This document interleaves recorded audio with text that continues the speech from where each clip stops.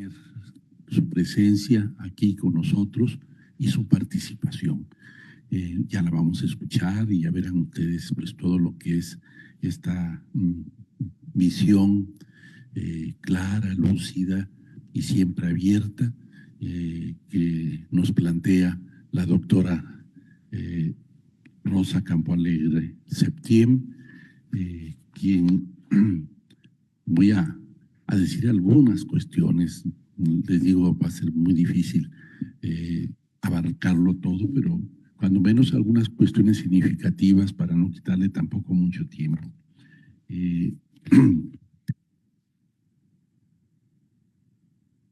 La doctora Campoalegre es doctora en Ciencias Sociológicas, es profesora e investigadora titular del Centro de Investigaciones Psicológicas y Sociológicas. Es ministra de Igualdad de Género y rectora de la Universidad del Estado de la Diáspora Afrofeminista, coordina el grupo de trabajo Afrodescendencias y Propuestas Contrahegemónicas del Consejo Latinoamericano de Ciencias Sociales, CLACSO, con sede en Buenos Aires, y la Cátedra de Estudios sobre Afrodescendencias Nelson Mandela en La Habana. La prestigiosa activista en la lucha contra el racismo que se ve reflejada en su obra bibliográfica, así como en su participación en importantes eventos nacionales e internacionales. Ha sido acreedora del Premio Academia de Ciencias de Cuba, que es de los títulos más importantes y trascendentales dentro de los desarrollos de los estudios en Cuba. Destaca su participación en una de las mesas redondas convocada por la Asamblea General de Naciones Unidas, ACNUR, para conmemorar el aniversario 20 de la Declaración y el Programa de Acción de Durban contra el racismo, la discriminación racial, la xenofobia y las formas conexas de intolerancia. Es miembro, además, del Grupo de Trabajo Familia y Género de CLACSO, del Tribunal Nacional de Doctorado y del Comité Editorial de Revista Cubana de Sexología, gestora de la primera Escuela Internacional de Posgrado Más allá del Decenio de los Pueblos Afrodescendientes, organizada por el CIPS en alianza con CLACSO. Desde 1980 hasta la actualidad realiza funciones de dirección, asesoramiento y colaboración en la esfera docente, científica y metodológica a escala nacional y en el ámbito iberoamericano. Y quiero decir también que ha empeñado sus esfuerzos de toda índole para hacer que la presencia de afrocubanas, no solo en este coloquio, sino en general en México y en otros lados, se haga a través de sus organizaciones. Yo le quiero agradecer todo lo que ha hecho para enriquecer nuestro coloquio. Realmente hemos tenido una delegación muy nutrida y en mucho tiene que ver con el esfuerzo que ha empeñado en ello la doctora Campoalegre, cosa que le agradecemos infinitamente. En fin, sus publicaciones es una enorme cantidad de publicaciones. Miren, son varias páginas de publicaciones. No las voy a poder mencionar todas, pero algunas de ellas. Déjenme ver.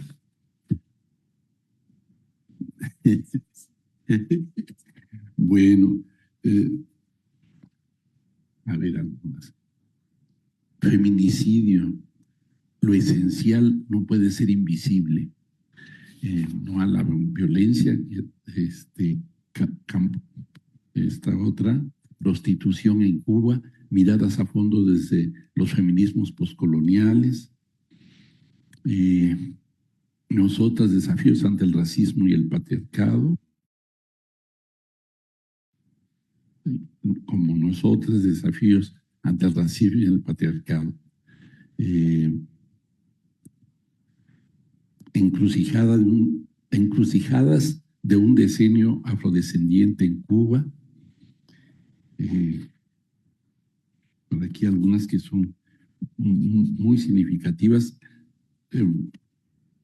Por ejemplo, la cátedra dirigida por la cubana Lucha contra Racismo y Hegemonía, que fue publicada en Interpress, de la cátedra Mandela en Jornada Cubana por las Mujeres y contra el Racismo. Crisis económica y COVID desafían políticas cubanas sobre adultos mayores. Y así, bueno, quiero, sobre todo de las más recientes, mismos negros, aprendizajes y posicionamientos desde Cuba, todos los pasos hacia adelante, mujeres afrodescendientes, desafíos y alternativas de cara a las políticas públicas, feminismos negros, debates epistémicos y desafíos políticos, una escuela tan negra como nosotras, desafíos ante el racismo y el patriarcado, género, racialidad y empoderamiento, tensiones y desafíos, en fin, aparte de una enorme cantidad de participaciones en distintos eventos. Sus intervenciones siempre han aportado muchísimo, no solo a la lucha contra el racismo, sino a lo que sería la defensa de la cultura afroamericana, desde la cultura afrocubana hasta la cultura afroamericana. Pues muchísimas gracias por haber aceptado nuestra invitación a esta conferencia magistral, querida maestra Campo Alegre. Y pues adelante, yo le digo maestra, por supuesto, siempre esa idea de que ¿no? He aprendido muchísimo de ella, ¿no? Y para mí es de veras una gran maestra de la que yo ya he aprendido mucho y que seguramente todos los que han leído sus trabajos o la han escuchado, pues también han hecho lo mismo. Adelante. Tengo que decirle a maestro, yo le digo maestro porque lo es, que mi color de la piel no me permite sonrojarme, así que no lo va a lograr, aunque me siento muy, mi bello color de la piel. Muy agradecida de que una persona como él, fundadora de una línea de tan relevancia. Hay una cosa que esta línea todos los días crece. Y para fundar una línea que todos los días crece, hay que tener visión, hay que tener garra. Yo pido un aplauso para el maestro Chucho, el maestro de todos.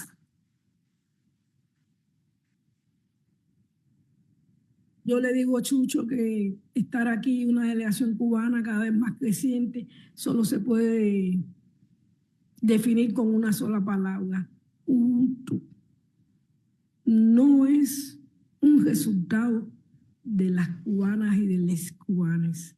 Es un resultado de la resistencia, de la solidaridad, de cuánto hemos avanzado. Y yo solo decirle lo siguiente: vamos por más. Vamos por más en este contexto. Un aplauso grande para el pueblo afromexicano, para el pueblo afrocubano y para el pueblo haitiano. Quiero un aplauso que se haga. Hoy no se puede hablar de este tema de la agenda antirracista sin tener en cuenta que hay que volver a Haití y África. Y que nosotros aquí en Améfrica, volver a África es ante todo, es primero volver a Haití. Un reencuentro con Haití es una prioridad del segundo decenio. Cuando hablábamos con Chucho y valorábamos de los temas, de los grandes temas que se están trabajando, ¿cuál era el mejor para este coloquio? No dudamos en elegir ese que está en pantalla. Hay que mirar la agenda antirracista en clave de desafío y con lentes afrofeministas. Dialogar con el decenio, pero desde mi lugar de enunciación afrofeminista. Es lo que queremos hacer. Y el primer diálogo con el decenio que nosotros hemos sostenido, no ahora, desde que surgió el decenio, desde que en Puerto Rico, en el evento ALAS, a la luz del surgimiento del decenio, cuando hablábamos de eso por allá, que venía el decenio 2015, que debíamos hacer algo por el decenio, y así surgió el grupo de trabajo Afrodescendencia y Propuestas Contrahegemónicas, que aquí mismo en Ciudad de México se convirtió en Afrocarso por la movilización que logramos de la lucha antirracista allí en esa gran carpa de la UNAM, con las hermanas Mara Vivero, Rita Segato, Privilegio. Bueno, decir esto es antecedente para entrarle con todo el tema, y tengo el privilegio que me va a auxiliar. Entonces seguimos adelante. Yo les propongo la siguiente agenda para esta conferencia. Adelante. Nosotros nos vamos a poner de acuerdo, no se preocupen, que lo vamos a lograr. En primer lugar, quisiera dejar claro los puntos de partida.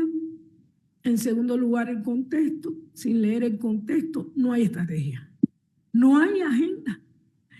Y por último, si no tenemos claras las prioridades, tampoco hay agenda. Permítanme enfocar este diálogo a partir de esos tres ejes. Bueno, ¿cuáles son los puntos de partida? ¿Qué contexto hay que leer para tener agenda? Y por fin, ¿cuál es la agenda? Que nos falta sus desafíos. Adelante, por favor. Vamos con los puntos de partida. Miren, hay un primer punto de partida y es el conocimiento situado. Adelante. Es saber quiénes somos y dónde estamos. Y si no, recoge y vete. Hay que estar claro desde dónde nos pronunciamos y en qué contexto estamos. Y para tener una agenda antirracista hoy, de cara a los desafíos globales, hay que volver a Leila González como acto de reparación histórica, así, afro-brasileña, la persona que con mayor claridad reflejó quiénes somos y dónde estamos, en un artículo que recomiendo, que se llama La categoría, fíjense esto lo hemos estado discutiendo el primer día, histórica cultural, la categoría política cultural de americanidad. Ese es el punto de partida. Estamos aquí en América, hay que leer desde América. Hay que leer desde América para afrontar los retos globales y de la lucha antirracista. Este es el primer punto de partida. Y América no es un espacio cultural, es un espacio político-cultural. América es un proceso que tiene 4 componentes. Ahí está en pantalla. Es un proceso de intensa dinámica cultural, decía ella, y tiene este proceso de resistencia, de adaptación. Primero nos trajeron como no personas, como no objetos, como nada, adaptación, resistencia, y sobre todo la creación de nuevas formas. América es un concepto, una categoría que nos lleva a la construcción de una identidad étnica, y sin saber eso no podemos entender hoy por qué decimos pueblos afrodescendientes y no afrodescendientes. Entonces, Naciones Unidas nos encasilla afrodescendientes, nosotros no somos pueblos. Es una lucha que se ganó en la Declaración Internacional, en la Declaración del Decenio, porque no es un decenio los afrodescendientes como está en el plan de la OEA. No. Es un decenio los pueblos afrodescendientes, que el concepto de pueblo fue una de las principales discusiones. ¿Por qué? Bueno, vamos a pasar a la otra lámina. Porque entonces la lucha no es de una persona, de una comunidad aislada. La lucha es un pueblo, un sujeto político de derechos internacionales y nacionales. Al calor del concepto de pueblo hemos obtenido el reconocimiento.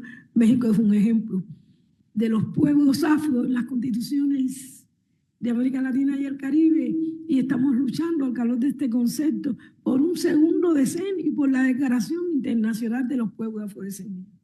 El hecho de que nuestros problemas tienen una agenda común y que se desagregan en las localidades, en los territorios, hasta el barrio, hasta los palenques, hasta nuestros lugares de resistencia, donde habitan nuestras cuerpas.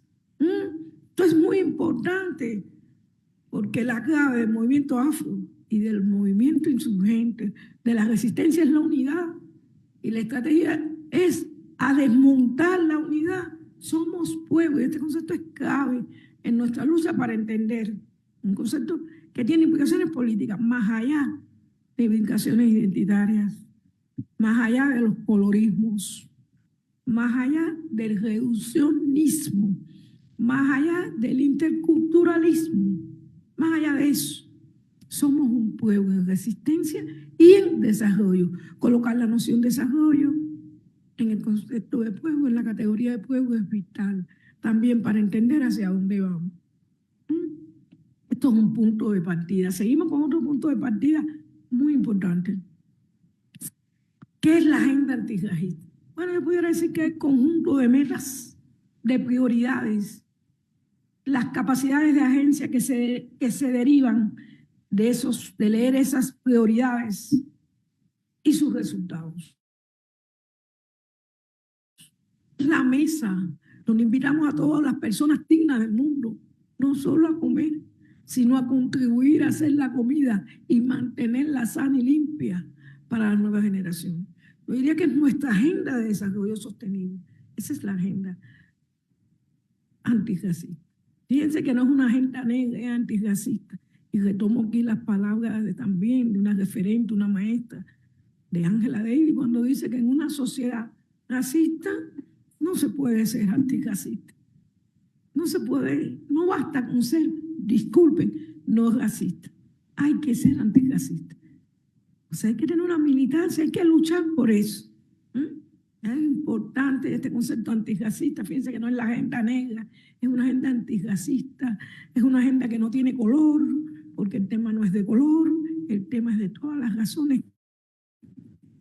El fundamento de nuestra liberación, que está anclado en la existencia de este hábitat, que algunos llaman América Latina, pero ya Leila demostró que ni Europa es latina, ni América, mucho menos, que justamente esta es una categoría de la dominación, del colonialismo, de la colonialidad del poder Isabel. Por eso es tan importante retomar a Leila cuando hablamos de lucha antirracista. ¿Tú crees que podemos seguir? Porque me voy emocionando.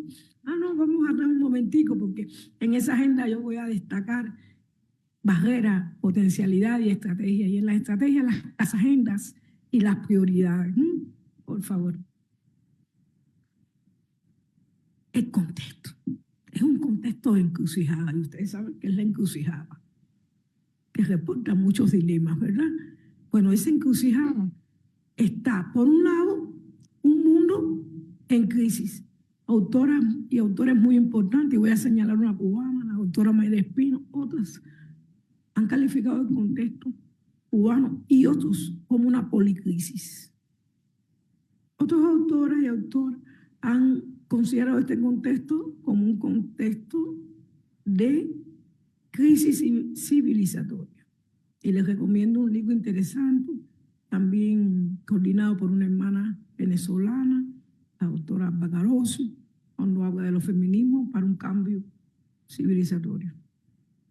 También desde Garza pueden ver mucha bibliografía en torno en que estamos en un momento de crisis global, donde los paradigmas se derrumben, pero emergen los paradigmas desde la resistencia.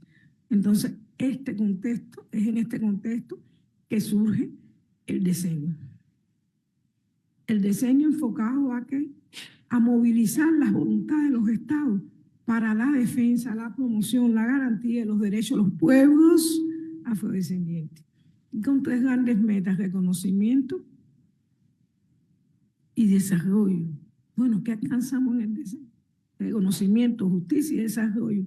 La pregunta primera que le hicimos al decenio y que se lo pasamos haciendo en todo el decenio es: ¿decenio existes?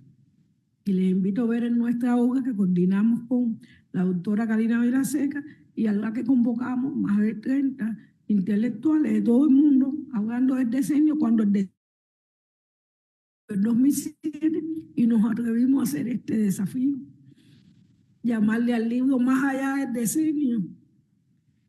Y acabamos la tesis de que el decenio no es un punto de llegada, es un punto de partida. Y ahora nos reímos, gozamos, cuando ya toda la humanidad sabe que que antes del 9 de diciembre debe estar una declaración del segundo decenio. Bueno, y Naciones Unidas cumple. Bien, es importante eso. Mira, desde que nació el decenio le estamos interpelando y diciendo, punto de partida llegamos a un decenio y hay un mito fundacional en el decenio. Serna me pidió que hablara mucho del decenio. Hay un mito fundacional y es que el decenio dicen que es fruto de no lo pudimos quitar, en la declaración está, fruto de la voluntad de los estados. ¿Y quién se los dijo? El decenio es fruto de la voluntad lanzado por los movimientos afrodescendientes, que ha llegado hasta Naciones Unidas y ha impuesto un ritmo que sabemos que Naciones Unidas no lo puede seguir. Pero le interpelamos y buscamos alternativas, porque eso es lo de colonial, la búsqueda inconstante de lugares alternativos. Por eso nuestro grupo se llama Afrodescendencias y Propuestas Contrahegemónicas. El enfoque propositivo es la garantía de lucha, de sostener la agenda. ¿Cuál es la garantía de sostener la agenda? El enfoque propositivo. Es importante eso, siempre proponiendo e impulsando agenda. Eso es hacer agenda, ¿no? Generar propuestas sostenibles con una capacidad de agencia que pueda esa propuesta seguir adelante. Y en este contexto de encrucijada, nosotros tenemos que retomar a Chimembé y decir que es el dilema de la necropolítica. Está bien una necropolítica global. ¿Quién vive y quién muere? Y si alguien tiene dudas, recuerden la pandemia. El derecho de los estados es decir quién vive y quién muere. Y bueno, en ese derecho siempre, como tendencia, son los pueblos afrodescendientes los que mueren. Son otros los que tienen derecho a la vida. Aquí había una muchacha colombiana, no sé si está por aquí. Hay que recordar cómo se hicieron fronteras para que no se contaminaran las personas con las negritudes. Volvió el miedo a las negritudes. Y si tienen dudas, bueno, escuchen el discurso del presidente saliente acerca de nosotros y sobre todo las personas racializadas, las personas mexicanas, el odio, esos discursos de odio, de superioridad racial. Entonces estamos en un contexto de racismo sistémico y estructural. No solo es estructural, no solo nos cala los huesos, es sistémico y es global. Esta es la encrucijada que quería presentarles. Adelante, sí, compleja la encrucijada. Y ante esa encrucijada lo supimos siempre, más allá del decenio. Ese es nuestro posicionamiento epistémico y político. Epistémico porque lo entendemos como la necesidad de generar nuevas producciones afrocentradas que expliquen el contexto y coloquen agenda. Y político porque esto no termina aquí en el primer decenio. Tampoco terminará en el... Porque hay nuevas demandas de la lucha antirracista en un contexto de encrucijada. Y eso nos coloca más allá del decenio, antes de empezar el decenio. Lo que esa es la gran aportación al pensamiento social y político del grupo de trabajo Afrodescendencia y Propuestas Contrahegemónicas. Asimismo pudo lograr ese grupo, que con un placer inmenso dirigimos desde su fundación, el desmontaje del mito de que la pandemia era neutral y bautizarla. Ya todo el mundo lo dice, pero fue trabajoso. Pandemias racializadas y feminizadas y afrocidas y juvenicidas, porque colocamos las principales víctimas y también colocamos otra cosa de contrabando, las alternativas. Cómo se puede derrotar a la muerte desde las comunidades, desde el tejido de redes afrodiaspóricas. Esa es la gran lección de las negritudes en pandemia. Y esa lección algún día se cantará, como se cantan los cuentos de hadas. Lo vamos a lograr. Seguimos adelante. Bueno, el decenio comenzó mal, terminó peor.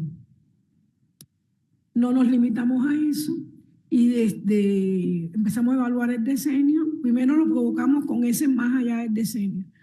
En segundo lugar, se fundaron las escuelas Carso más allá del decenio, que con un criterio de cuota, amén, y distanciándonos del criterio de cuota, lo aplicamos para lograr un nuevo camino en Carso de entrada, acceso y mantenimiento de las negritudes en todas las áreas. Y se aplicó cuotas por primera vez en Escuela Carso, estudiando a fondo la experiencia de Brasil, intentando mejorar esa ruta, pero empezaron las acciones en ese sentido.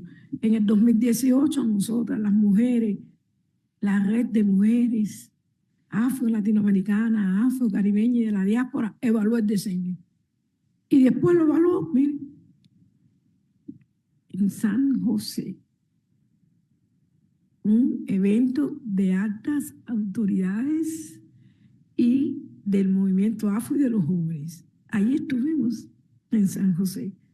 Bien, allí formamos nuestro libro de ennegrecer los objetivos 2030. Lo colocamos allí, escuchando, aprendiendo de eso que nos dijo, ¿verdad?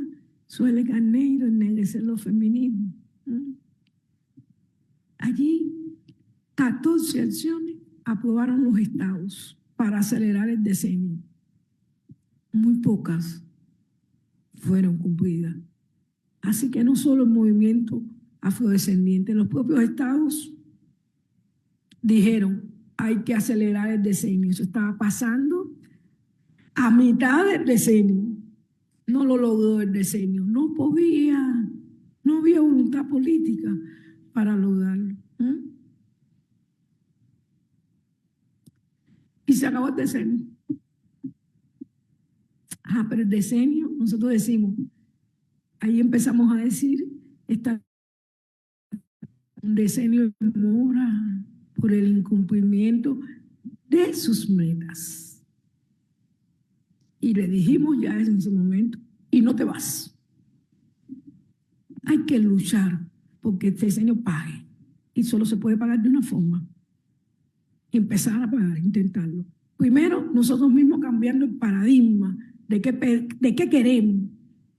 Segundo, el segundo decenio, pero acompañado, brindándolo con la Declaración Internacional de los Pueblos Afrodescendientes. Me voy a permitir a todas las personas presentes a que lean un texto que coordinamos para el Sistema de Naciones Unidas, por cierto, ante la tercera sesión del foro. Se llama Aportes para la Declaración Internacional de los Pueblos Afrodescendientes. Tuve la dicha que es afro-colombiano, residente en Ecuador, y que está librando muchas batallas también con este tema del decenio. Nos acompañan además en el diploma superior Pueblos Afrodescendientes y Reparación Histórica, que está culminando. Doctora, felicita cuando termine, si quiere, hable de esa acción. Bueno, ese libro invitamos, pudiéramos decir, a voces fundamentales, referentas del pensamiento afro. Ahí encontrarán a Mara Vivero. Le pedimos que hablara de la interseccionalidad. Es uno de los textos más completos, sistematizador de ese tema. Ahí está también hablando de un tema fundamental, la embajadora colombiana en Sudáfrica, también hermana Chana Mino, justicia climática y racial. ¿Qué hace tema? Nosotros que nos preguntamos allí, bueno, ¿cuáles son los derechos que no pueden faltar? Y le pedimos a esos académicos que dijeran, coloca agenda. Ahí está John Antón diciendo que sin concepto de pueblo no se puede pensar en lo demás, defendiendo el concepto de pueblo afrodescendiente. Ahí está Pastor Murillo del Foro Permanente, también un maestro, con los indicadores fácticos para la lucha contra el racismo y con este enfoque de racismo sistémico estructural. Invitamos también de la OEA a Roberto Rojas para que nos explicara qué está pasando con la cobertura jurídica, que está protegiendo los derechos, qué pasa con ellos. Es un conjunto de autoras y, por supuesto, el maestro Quince Dunca hizo también una reflexión de la reparación histórica viéndolo con el epistemicidio de nuestros pensamientos desde África. O sea, nada más faltó Serna en ese libro. Va para el segundo. Fue un libro que salió muy rápido y no nos daba tiempo a reaccionar realmente para que se quería colocar en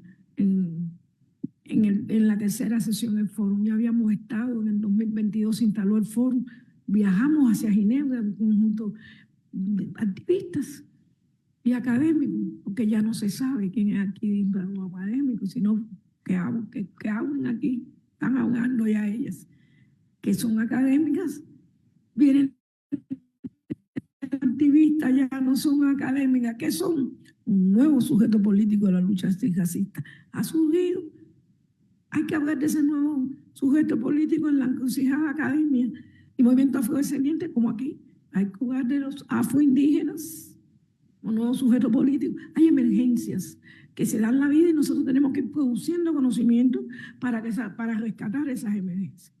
Entonces, la reconfiguración del racismo, tenemos un texto sobre eso donde quisimos explicarlo. Y como todo tiene su genealogía, nada parte de cero, la reconfiguración del racismo la sentamos en la alerta de Durban, cuando dijo, mira, me permití ahí subrayar, el racismo está ganando terreno, dijo Durban en el 2001. El racismo quiere adquirir reconocimiento y miren en qué áreas.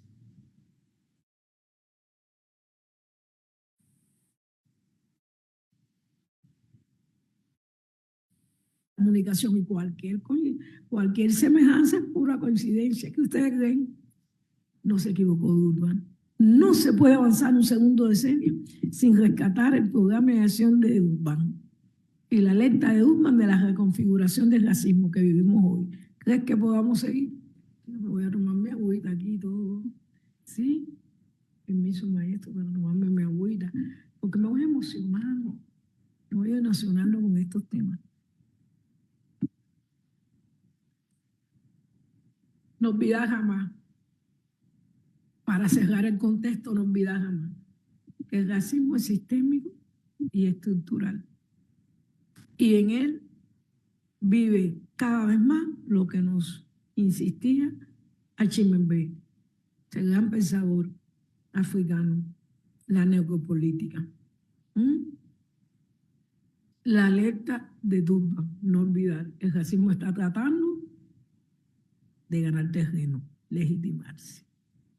Diría Pastor Murillo, no olvidar el síndrome de George Floyd, recuperar ese síndrome, todo el mundo para la calle, a luchar contra el racismo sin distinción. Esta es una expresión cubanísima.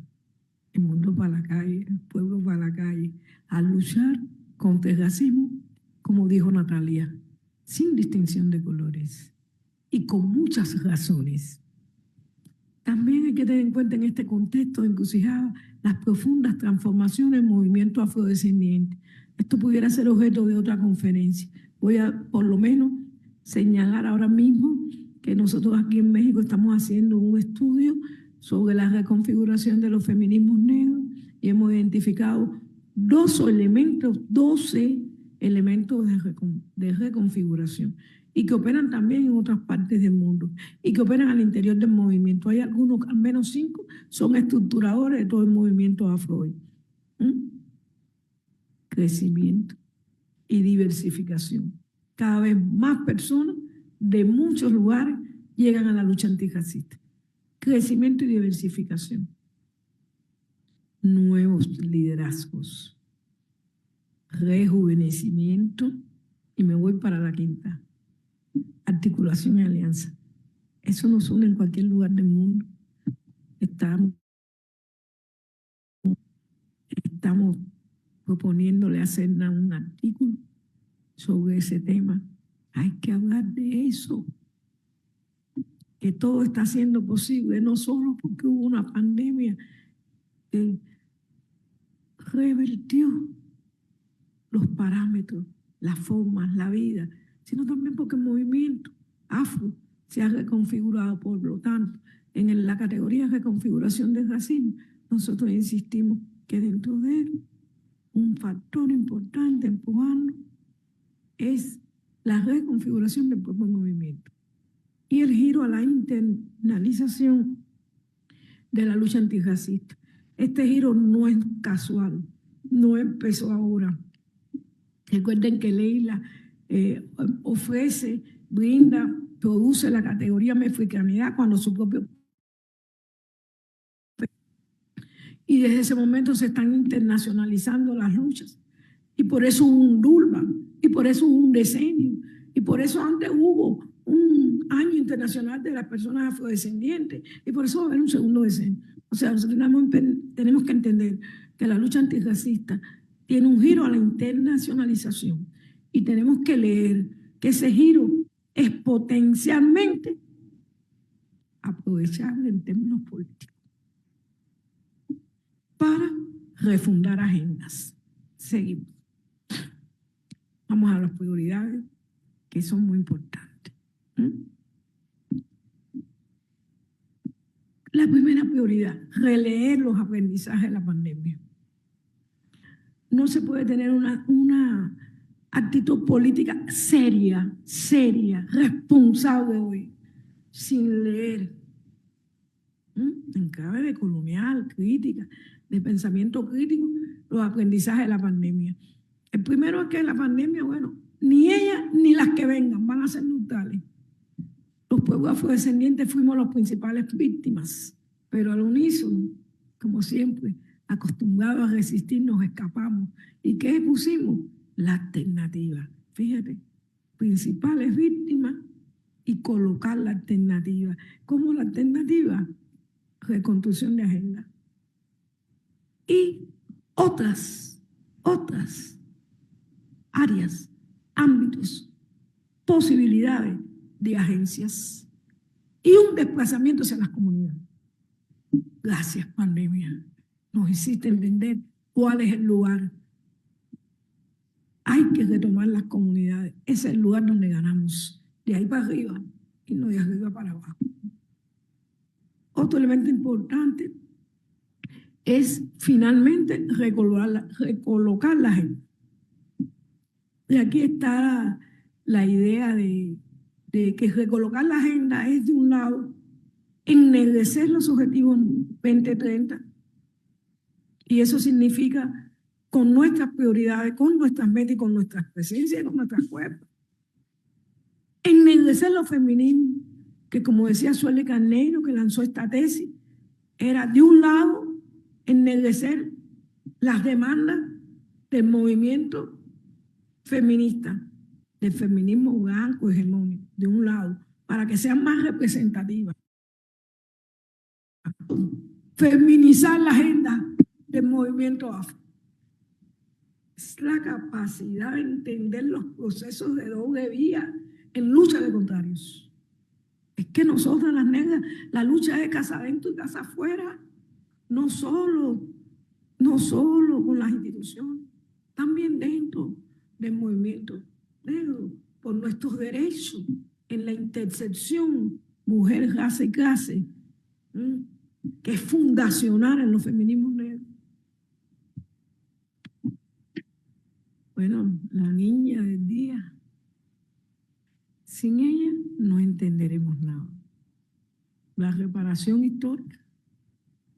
La primera pregunta, ¿existió siempre? Sí. Bueno, doctora, ¿eso existió siempre? Sí. ¿Se concertó siempre? ¿Estuvimos claros siempre? Tampoco. Y para estar claro hay que dejar bien listo una cosa, porque no es compensación. No se trata de compensar las consecuencias de la esclavitud, el genocidio, el crimen de lesa humanidad, que fue la esclavización. Se trata, y ese es el chiste, de crear condiciones para el desarrollo. No es solo compensar, es que, ¿ahora qué? ¿Y cómo se puede compensar los genocidios?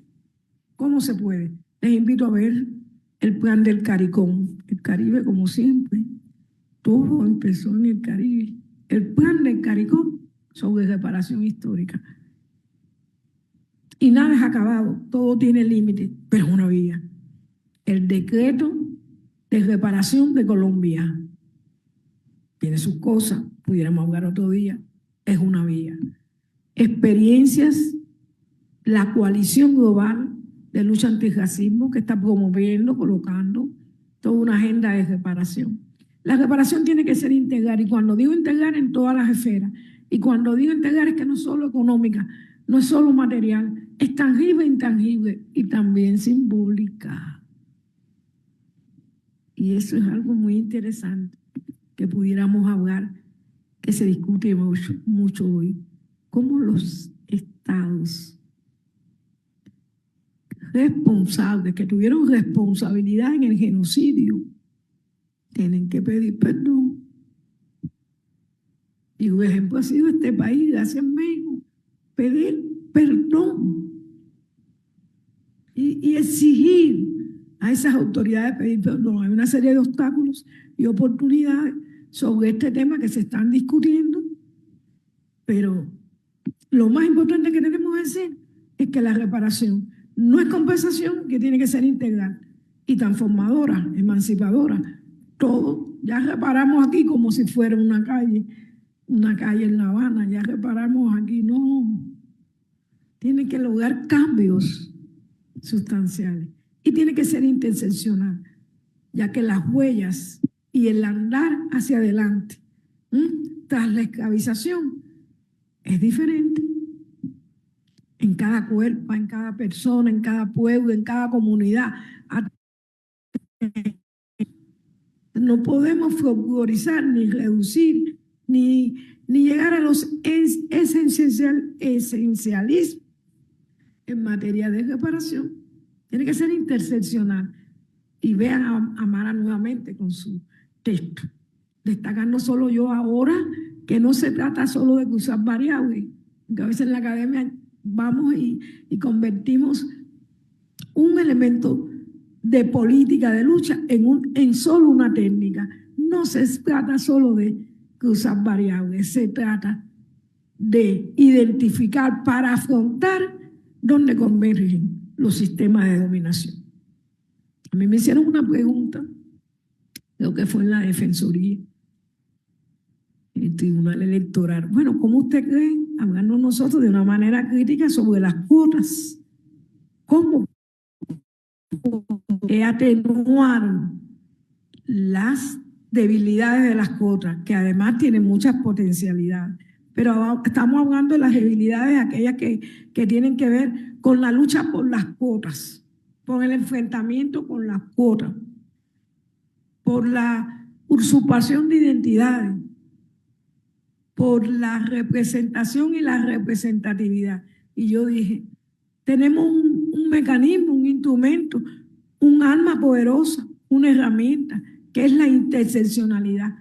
¿Dónde vamos a poner la cuota? Allí donde más converjan sistemas de opresión, y no en grupos aislados oprimidos. Es otro el enfoque. Parece un sueño. Era un sueño para nuestras ancestras y ancestros que vinieron esclavizados, atados. Era un sueño estar en la universidad número 54 del mundo, la UNAM, la universidad número 54 del mundo, es mexicana. Entonces, era un sueño, es un sueño, y los sueños son la guía de las estrategias, y vamos a pasar adelante. Seguimos soñando, con cordura, sí, con mesura, pero soñando. Entonces, los desafíos hacia esa reparación son, en primer lugar, evaluar el decenio. ¿Cómo lo vamos a evaluar? Por sus metas. ¿Cuáles son? Reconocimiento, justicia y desarrollo. Hay un plan de la OEA. El plan de la OEA fija estrategia. Hemos hecho un protocolo a partir de ahí. Desde el punto de vista, desde el lugar de enunciación afrofeminista, hemos tomado y hemos hecho un protocolo y estamos evaluando el decenio por su carta de presentación, comparándolo, contrastándolo, ¿con qué? Con los resultados obtenidos. Ahora, un segundo decenio que va a comenzar en diciembre. Un segundo decenio, disculpen, ya. se ha puesto como una fecha tentativa, el 9, así que todo el mundo, o antes, todo el mundo alerta porque este año se acaba el decenio y antes que se acabe, bueno, el compromiso es el nuevo decenio. ¿Qué diferencia va a tener ese decenio con el anterior? Una grande. Intentaremos evaluar ese proceso de evaluación que ya está sucediendo, que ya ha sucedido, como punto de partida decenio, y eso lo debe hacer diferente. Un segundo elemento que lo hace diferente es cómo estamos colocando y entendiendo la categoría de reparación histórica, que no es compensación. Esto debe de hacer diferente un segundo decenio. Y un tercer decenio, que era un tercer elemento que debe hacer diferente el segundo decenio, es la instalación del foro permanente que realizará su cuarta sesión en abril en la sede de Nueva York. Hace siempre una sesión en la sede de Ginebra, otra de Nueva York, y eso, allá va el movimiento afrodescendiente. Y allá vamos siempre a colocar las demandas que se necesiten del movimiento, al menos que estén identificadas del movimiento afrodescendiente. El hecho de que haya una plataforma de Naciones Unidas especializada en el tema, algo que indígena hace más de 20 años y nosotros no la tenemos, nos da una nueva oportunidad en este giro internacional que le hemos dicho de la lucha antirracista. La Declaración de Derechos, hace más de 20 años, nuestros pueblos indígenas tienen una Declaración Internacional de Derechos. ¿Se cumple? No, pero es el blindaje internacional a nuestros derechos. Nosotros no la tenemos, los pueblos afrodescendientes. Incluso una de las cosas que se discute es Naciones Unidas, ¿cómo vamos a hacer una declaración para pueblos tan específicos? ¿Quién es afrodescendiente hoy?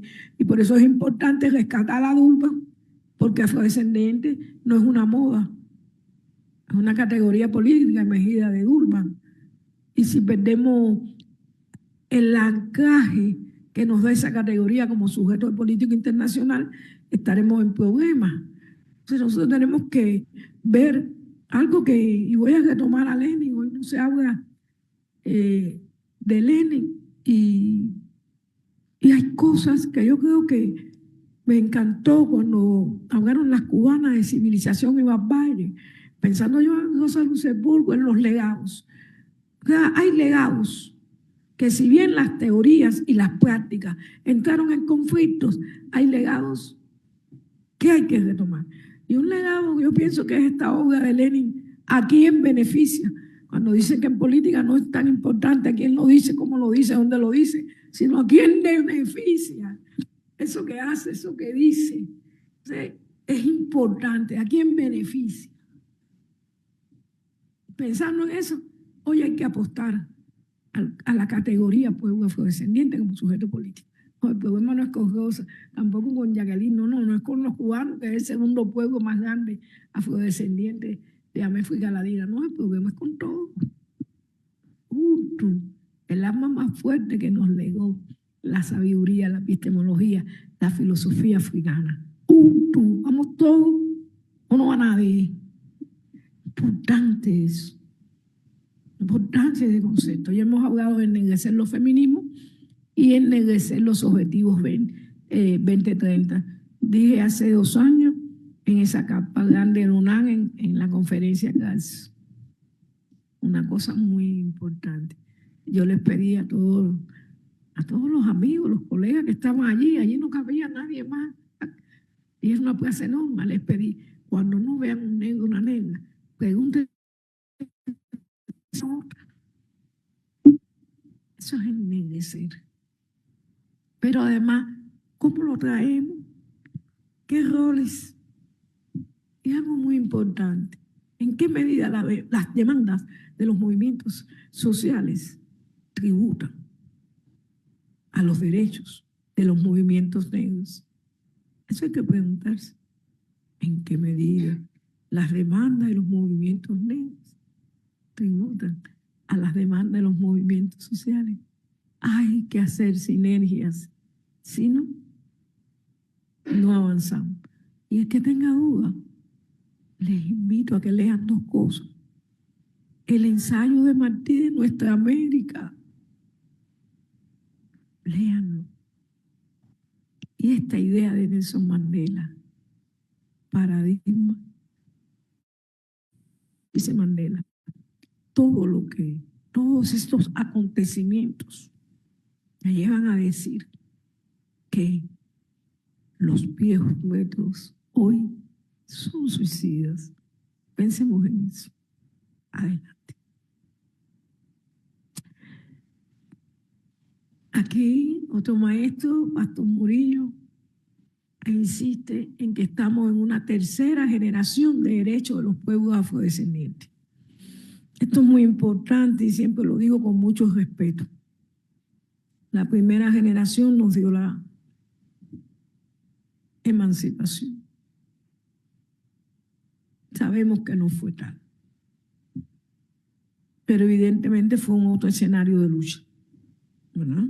No es lo mismo encadenado que suelto, aunque pronto aprendimos que había otras cadenas. Un texto muy importante es de CEPAL, afrodescendientes y la matriz de desigualdad en la región.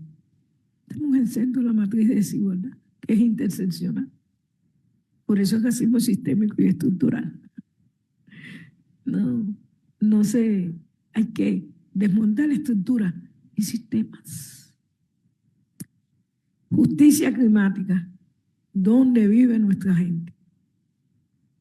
¿Dónde habitan nuestros cuerpos? Si no, en determinados lugares de máxima vulnerabilidad. Aquí está Paulo, que hizo una tesis de maestría demostrando cómo la categoría vulnerabilidad hizo un estudio de caso en La Habana y lo vinculó con la interseccionalidad del racismo. Muy interesante. Sí, justicia climática y racial. Fíjense, justicia reparadora, ya vimos lo que era eso. Justicia climática y racial, que es cambiar las condiciones de vida. El Programa Nacional de Lucha contra el Racismo, uno de los objetivos es hay que cambiar condiciones de vida. Y la justicia digital quiere más hegemonía que la hegemonía digital. Entonces, fíjense cómo nosotros estamos entendiendo hoy una nueva generación de derechos que va más allá de esa primera, que son personas, son libres. Siempre digo que este es un mundo cruel, donde hay humanos sin derechos y derechos sin humanos. La segunda, justicia climática. No se puede hablar de agenda antirracista hoy, sino colocar la transformación y el cuidado de este ecosistema y leerlo en clave racial. Y por último, justicia digital. Ese es el nuevo paradigma. Por eso cuando mis colegas y también los decisores de política enfatizan en las cuotas y en las acciones afirmativas, yo le digo, esto está bueno, pero el paradigma con el que estamos luchando va, yo lo diría como en La Habana, va paradero. Aquí lo diría como el metro. Imagínense que usted inició un metro o está en paradas intermedias, pero su objetivo, el final. Entonces hay que entender que cuando hablamos de acciones afirmativas y cuando hablamos de cuotas, eso no podemos identificar eso con reparación histórica.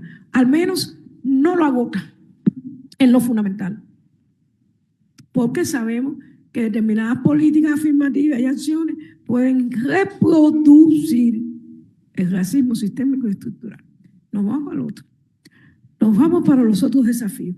Miren, yo vine aquí a decir que sin nosotras no se puede. Ahí hay una foto del 30 aniversario de la red de mujeres afro-latinoamericanas, afro-caribeñas y de la diáspora. La organización más potente y más antigua de esta región. La organización que echó para adelante, miren, hicieron así, se puso en los hombres el trabajo preparatorio de Durban hasta el final. Y sin embargo, en Durban solo hay 2 artículos que hablan de la perspectiva de género. Por eso tenemos que seguir luchando para feminizar las demandas del movimiento. porque hay otras demandas, hay temas emergentes. ¿Qué ustedes creen que el pacto negro y seguro? Sí, hay una agenda muy linda, muy importante, los derechos sexuales y reproductivos, pero a nosotros nos da la vida cuando queremos parir. El pacto negro y seguro y la dignificación de las parteras. Bueno, que quieren acreditarse. ¿Quién sabe más que la partera? ¿Con qué parámetros vamos a acreditarla? ¿Y cómo? Bueno, ¿y a quién beneficia acreditar? ¿Cuáles son los resultados? Que no la acreditan. No responden a los parámetros oficiales.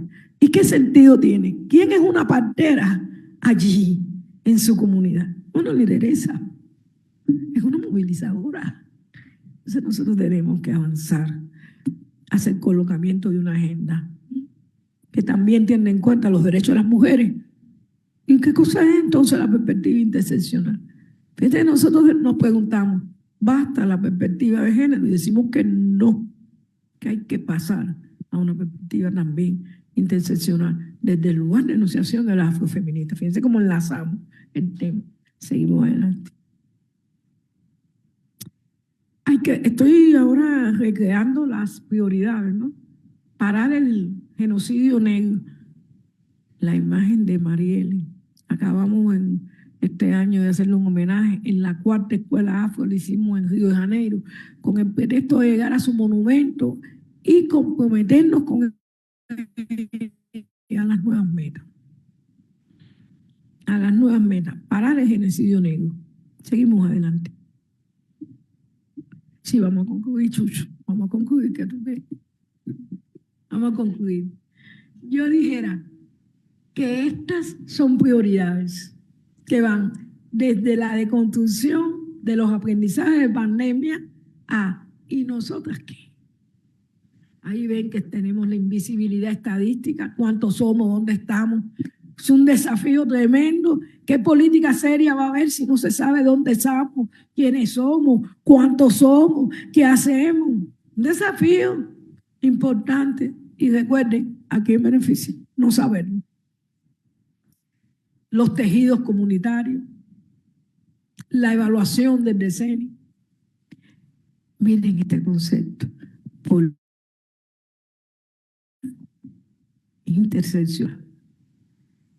Porque a veces me dicen cosas, pero a veces el movimiento negro es para sí. Y yo le digo, el movimiento negro es interseccional. Es interseccional. Y pongo esta analogía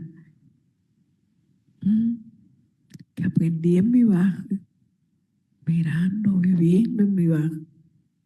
Y si usted quiere, ahora mismo hay que no sea, pero hay un evento, hay un desastre. Han quedado grabadas personas que están muy abajo de la tierra. Y hay que venir a rescatarlas. Pero en la medida que usted va llegando a esas personas, va liberando a otras, porque ellas están en el fondo del caldero, va liberando a otras. Y eso nos pasa en el tema de la agenda antirracista. No es solo nuestra, es de todos. Y diría, bueno, los oprimidos de la tierra, lo diría con Fano, lo diría con Zapata, lo diría con Jaime César. Cuando nos dice que nadie coloniza inocentemente y tampoco impunemente. Ahí está la agenda.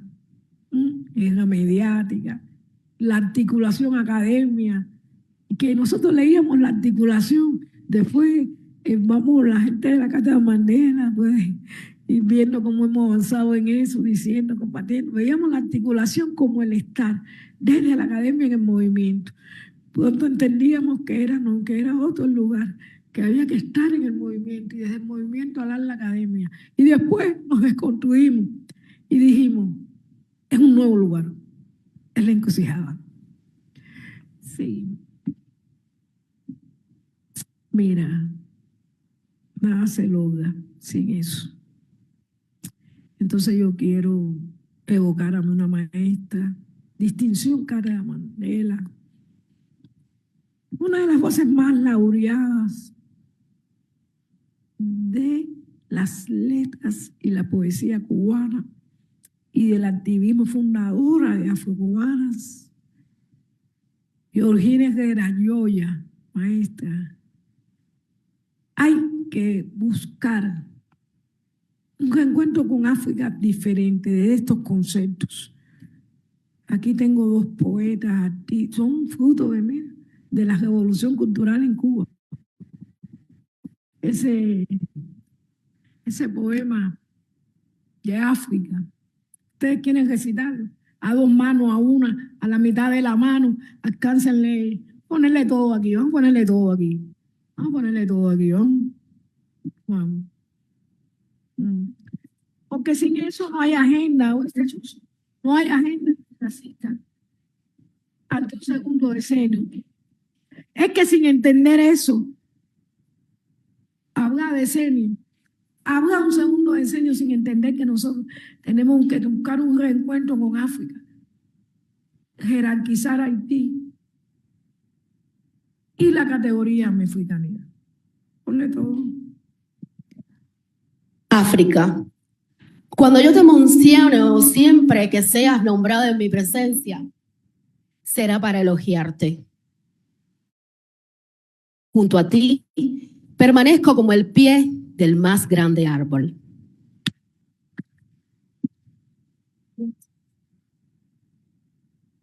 Porque vamos a terminar ya, terminando ya. Muchas gracias, querida. Bueno, miren, no hay de otra. La agenda antirracista es marchar juntos. Esa es Carlota, una negra esclavizada, símbolo de lo que somos, cuerpos en intersección. Ella, de una persona esclavizada, que amaba también a otra persona esclavizada, a otra mujer esclavizada, se convirtió en la comandanta de las tropas. Eran tropas de todo ese movimiento de personas esclavizadas en una zona de mi país, en la zona central del país, contra el ejército español. Hoy no sabemos su nombre, tiene un nombre de colonizador. No sabemos de qué lugar de África vino, sabemos que vino de allí. No sabemos hasta qué punto su pensamiento pudo llegar a influir cómo nos sentimos hoy. Solo sabemos que para las afrocubanas, ella es precursora de los feminismos, que no nacieron en Estados Unidos. Hacía mucho tiempo que ella estaba librando sus batallas antes que se conoció el discurso fundacional, el texto que se considera fundacional, tremendo texto. ¿Acaso yo no soy una mujer? Pero ya ella estaba demostrando que había que deconstruir la categoría de mujer, que eran mujeres en intersección, en lucha. Entonces, con ella, con esta idea, así entendemos nosotros la clave feminista, así como cimarronas y en clave de unidad. Y eso es realmente la alternativa, no tenemos otra, no hay de otra. Y ahí creo que terminé, porque es que no hay de otra. Elegir este título, esta temática, ha sido un importante pretexto para volver a decir Ubuntu. Y para encontrarnos no en la puerta, encontrarnos en la lucha. Reitero la invitación para encontrarnos en el Puyo hoy, en un encuentro entre mujeres afrocolombianas, afrocubanas, afromexicanas y las que hayan por ahí, afro-brasileñas, en la casa, en el programa universitario de diversidad intercultural e interculturalidad de la UNAM. Ahí están invitados. Muchas gracias, maestro, hermano Chucho. La sala se fue llenando y eso nos va diciendo que este tema no es inadvertido. Gracias.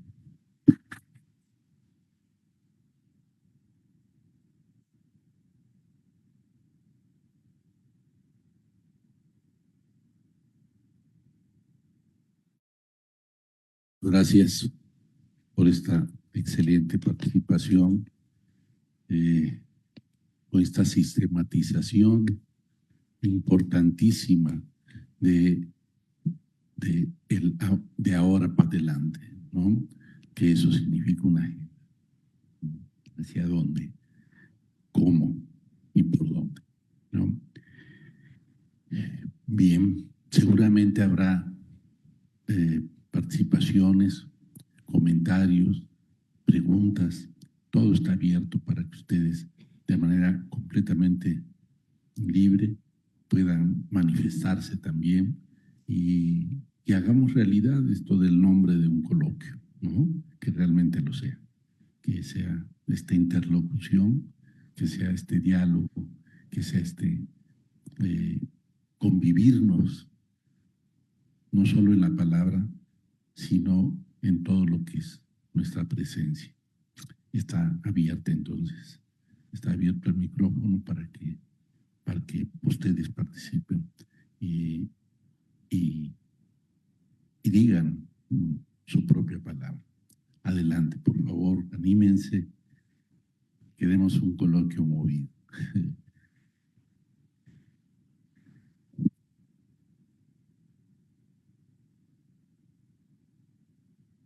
Adelante.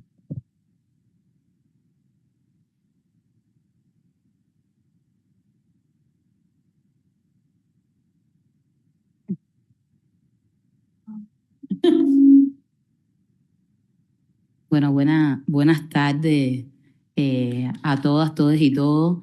Siempre es un gusto, ¿no? Escuchar a Rosa. Aquí estamos muchas personas que estamos ya acostumbradas a escucharla, por suerte para nosotras, creo yo. Pero siempre se escucha, cada vez que escuchamos a Rosa, escuchamos una idea nueva, un planteamiento nuevo, poner el dedo sobre, como se dice, sobre la llaga, pero sobre una llaga nueva. Y bueno, una de las cosas que no sé, me parece que se deben destacar aquí es este énfasis que Rosa ha hecho en lo que se ha dado a llamar justicia interseccional, que es esto de identificar dentro de los grandes grupos que pueden sufrir opresiones, quiénes son las personas más oprimidas. Esto que usted decía de cuando identifiquemos quiénes son los que están pensando en que todo es una cuestión estructural, colonial, etcétera.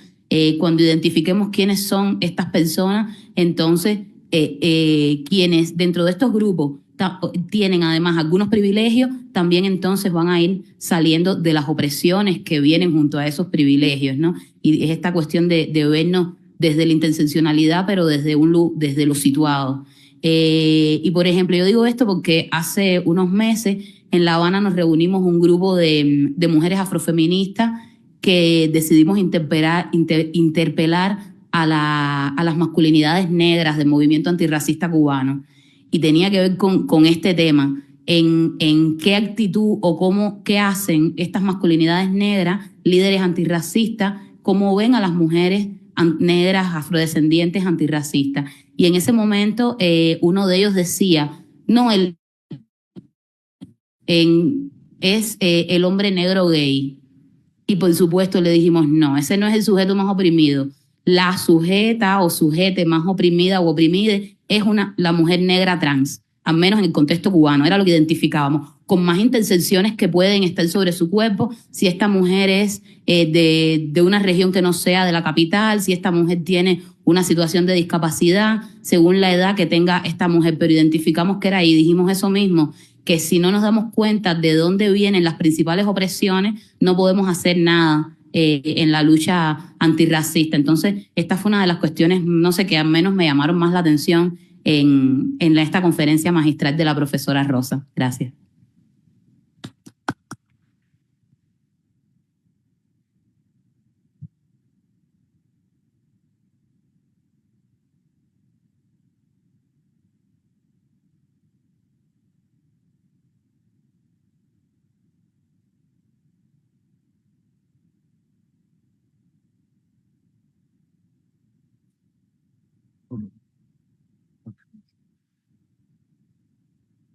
Alguien más, seguramente.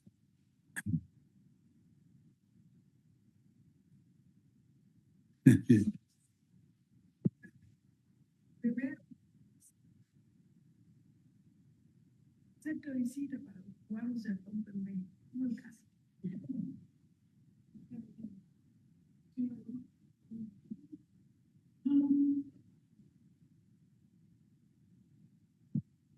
Si no lo hacen, Jacqueline les va a cantar México lindo y querido.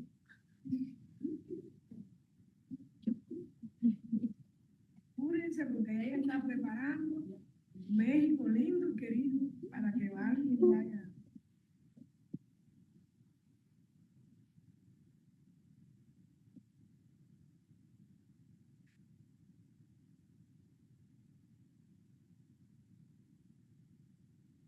Bueno, buenas tardes. Mi nombre es Felicitas Regla López Otolongo. Soy miembro de la Cátedra de Estudios Afrodescendientes Nelson Mandela, de la Red Internacional de Voces Afrofeministas y del grupo de trabajo que coordina en Claxo la doctora Rosa. Ya que no se animaron a hablar, yo quiero desarrollar brevemente un punto para nosotros es muy importante, que es el aspecto de la formación. Estamos hablando de una lucha fuerte, una lucha dinámica, una lucha, como decía mi compañera Paula, es una lucha muy fuerte, pero es una lucha que si no llevamos a la par el trabajo de formación, no vamos a llegar muy lejos. Por eso mencionaba ahorita la doctora el diplomado superior. Es un diplomado, nosotros constantemente estamos tratando a través de RIVAS, que es la Red Internacional de Voces Afrofeministas y de la Cátedra de Estudios Afrodescendientes Nelson Mandela, de llevar un trabajo activo de formación para que nuestras mujeres, y no distinguimos, es decir, pueden ser mujeres afrodescendientes o no afrodescendientes, porque tenemos mujeres que no son afrodescendientes, pero que se incorporan también a la lucha y lo aceptamos de manera muy grata. Sobre este tema, sobre la formación, la lucha antirracista, todo este proceso de la reparación histórica y tantas otras cosas en este contexto próximo a cerrar el decenio internacional y en espera de un nuevo decenio, que debemos también tenerlo presente. Era lo que quería, no quería dejarlo pasar por alto, porque creo que también es importante que se conozca lo que estamos haciendo y lo que vamos a seguir haciendo en este trabajo y ante los desafíos que tenemos, que son muchísimos.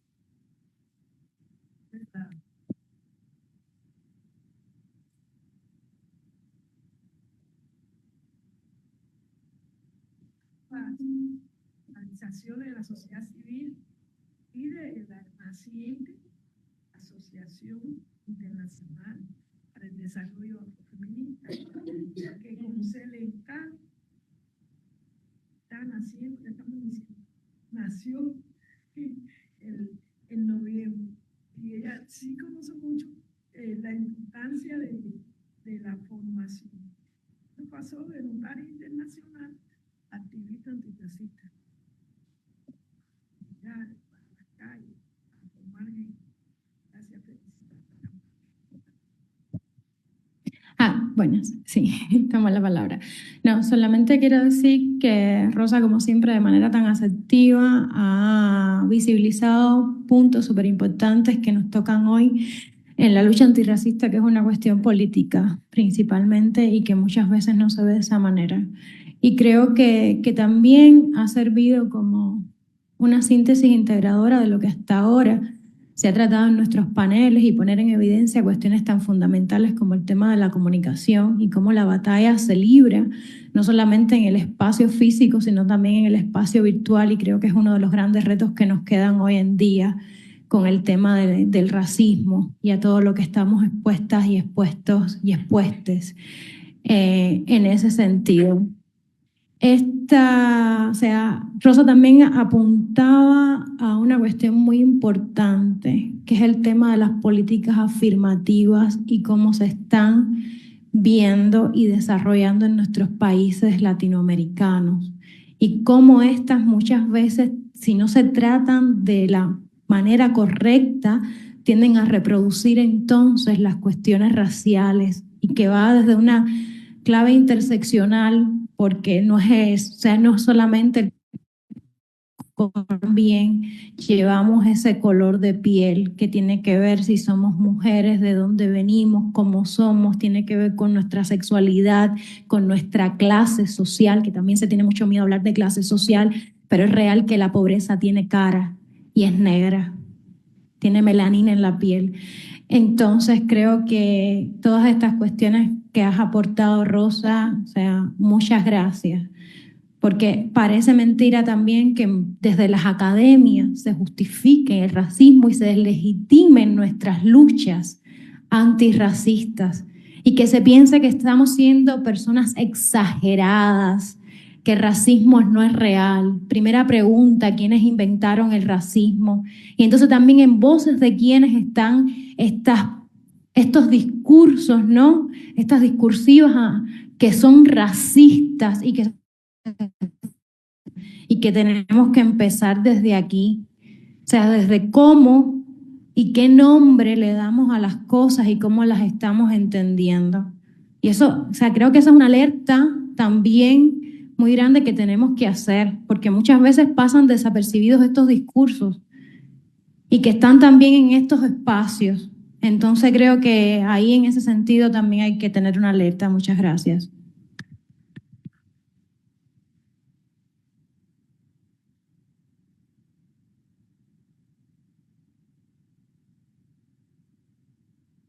Nada, Rosa me dice, Yadira, di quién eres y qué haces. Bueno, mi nombre es Yadira, soy cubana, soy de la cátedra Nelson Mandela, de la articulación afrofeminista también. Tuve la dicha de compartir con Rosa, de trabajar en el Centro de Investigaciones Psicológicas y Sociológicas en Cuba, y también coincidí cuando yo trabajaba en el Centro Nacional de Educación Sexual, donde Rosa es parte también del comité académico de la maestría de Sexología y Sociedad. Y bueno, he trabajado principalmente los temas asociados a la política, la estructura social y las desigualdades y los temas de sexualidad. Muchas gracias. Ay, ahora estoy en la Universidad de Guadalajara haciendo el doctorado en ciencia política. Y sí, muchas gracias.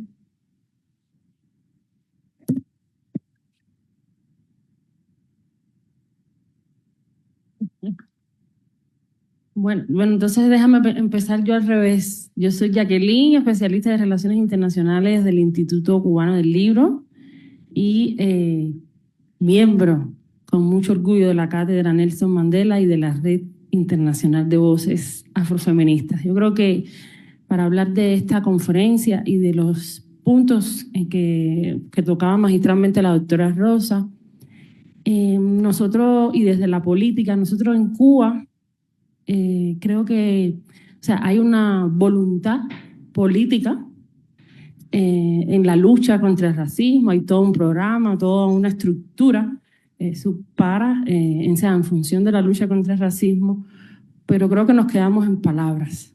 O sea, cómo nosotros podemos, digamos, materializar todo esto que vamos hablando, todos estos discursos, y cuando vamos a la sociedad, a lo concreto, no vemos nada. Yo, como cubana, desde mi barrio y también desde el lugar donde trabajo, y bueno, parte de eso va a ser mañana mi ponencia, y es cómo nosotros contribuimos de verdad a que las nuevas generaciones, los niños en este caso, entiendan qué cosa es racismo. En las escuelas primarias en Cuba no se habla de racismo. O sea, no se habla de racismo y lo vivimos todos los días. Entonces, yo creo que eso forma parte de esa transversalidad de este tema y que nosotros tenemos que de alguna manera, y de todas y todes las maneras, hablar de esto. Así que nada, Rosa, gracias por todos estos conceptos que nosotros hemos aprendido con usted y con todas las personas que pues apoyamos todo esto y nada, y gracias a México también por recibirnos. Así que muchas gracias.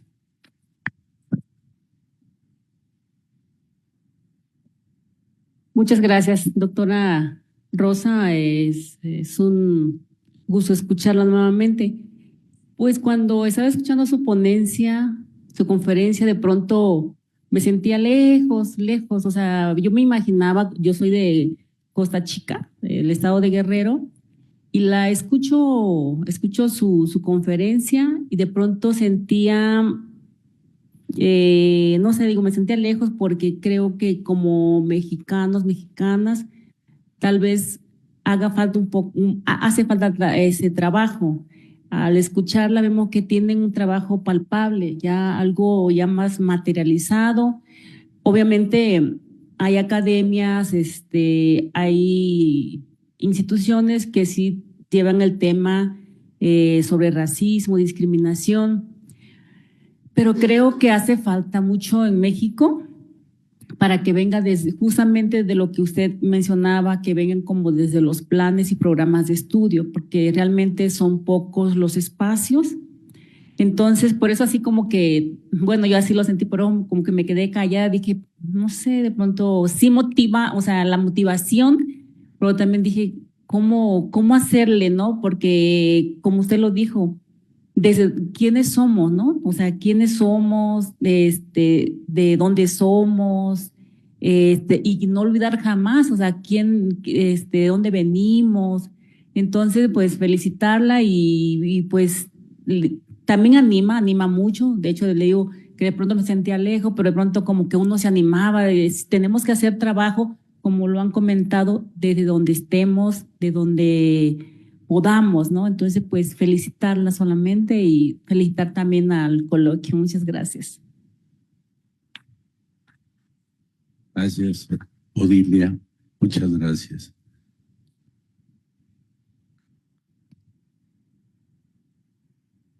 ¿Alguien más?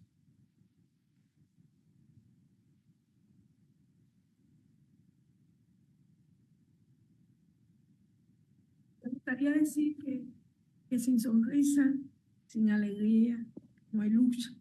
Entonces, no se puede perder la esperanza. He ido mucho allá en su lugar, allá en la Costa Chica de Guerrero. Eso lo sabe, cuando llego a México me vuelvo loquita por ir para allá, porque las experiencias en movimiento de mujeres afromexicanas allí son muy serias. Quiero invocar en este espacio, fíjense qué cosa más linda, la Cátedra Itinerante Afromexicana, que tiene sede en Oaxaca y que lo lidera dos personas. Una de ellas hoy, nos mando un aplauso a Rosy Castro, es diputada afromexicana. O sea, nosotros también embudíamos ese espíritu, que una lideresa de un movimiento afro de su comunidad sea diputada, y son cosas que tenemos y que hay que decir. O sea, cuando tú hables de Oveja, te sientas lejos. Oye, pero en mi lugar tenemos allí la Cátedra Itinerante de Estudios de Mujeres Afromexicanas. Y ella va a estar con nosotros hoy también en el encuentro. Te invitamos. O sea, todo lugar tiene algo que decir. Todo lugar tiene algo que decir. En el 30 aniversario de la Red de Mujeres, las mujeres pusieron en su declaración de mujeres afro-latinoamericanas, caribeñas y de la diáspora, porque hay países como Estados Unidos y otros que están en la red, es la diáspora. En esa red, ellas dijeron que ni los gobiernos progresistas, ni los gobiernos conservadores habían aportado sustancialmente a la agenda de las mujeres negras en la región. Jacqueline traía este tema, que ya fue identificado por la red de mujeres. Y yo siempre digo que el racismo va más allá de los sistemas políticos, en la capacidad de reconfigurarse y reencontrarse más allá de los sistemas políticos, y que los sistemas políticos crean mejores condiciones, pero tenemos que seguir luchando. El racismo no termina con que ascienda al poder un gobierno progresista. Al contrario, se crean condiciones mejores para la lucha. Y yo sí quiero decir que el hecho de que haya llegado la primera presidenta mujer a México. Nosotros como afrofeministas lo vemos con muy buenos ojos. ¿Por qué? Porque el movimiento afro es un movimiento de intersección. Y vamos allá. Estamos viendo ya determinados pasos de que hay una visión de mayor inclusión. Y donde haya mayor inclusión, estamos nosotras luchando. Discúlpeme, Chucho, que tome la palabra así, pero son temas que no siempre se tiene la oportunidad de hablar de estos temas con tiempo, ¿no? Que corremos mucho. Y creo que ya sí, estamos ya sobre el tiempo, pero no sé si alguien más, sino para ir cerrando ya esta intervención que ha sido tan, pues, sugerente, diría yo. Nos ha llenado de expectativas también para ver eso recorrer. Y en nuestro país, pues sí es necesario trascender el hecho de tener o no un sistema de gobierno, ¿no? Ver la cotidianidad y ver esa realidad que se vive y que pues todavía lo que falta, que es muchísimo. Ahí estaban, por ejemplo, las mujeres buscadoras diciendo no estamos todas. Ojo. Y hay varias afromexicanas que están ahí buscando a sus desaparecidos. Porque en la costa también se ha dado este proceso, ¿no?, de desaparición y se sigue dando. Y tenemos que decirlo y tenemos que seguir insistiendo, ¿no? Entonces, pues yo pienso que sí, efectivamente es muy importante que refleje todo esto que está planteado hacia adelante y la lucha en la que nos tenemos que inscribir. Pues muchísimas gracias a la doctora Rosa Campo Alegre. Realmente ha sido muy aleccionador el escucharla, como siempre que la he escuchado ha habido también algo nuevo, algo que nos aporta y realmente pues sí hemos tenido esta mañana una conferencia magistral. Es la tercera que tenemos, nos falta una más y yo creo que pues ha sido un aporte fundamental el tener estas voces, ¿no? Mañana vamos a escuchar a la doctora Elia Bendaño, que también tendrá mucho que decirnos. Lo decimos quienes estamos dentro de la red y la conocemos, porque ella es integrante de Afro-Indoamérica, Red Global Antirracista, que organiza estos coloquios, que es un conjunto, es un grupo en donde todo se hace por consenso y por participación colectiva y siempre hay un equipo dispuesto, unos haciendo y unas haciendo esto o lo otro y es producto de ese trabajo colectivo y que yo sí quisiera agradecerlo aquí y hacerlo patente, ¿no? Tenemos pues una participación que hasta ahora nos ha permitido seguir adelante con esto que también fue un sueño y ahora ya tiene 16 años el sueñito y ahí va para adelante.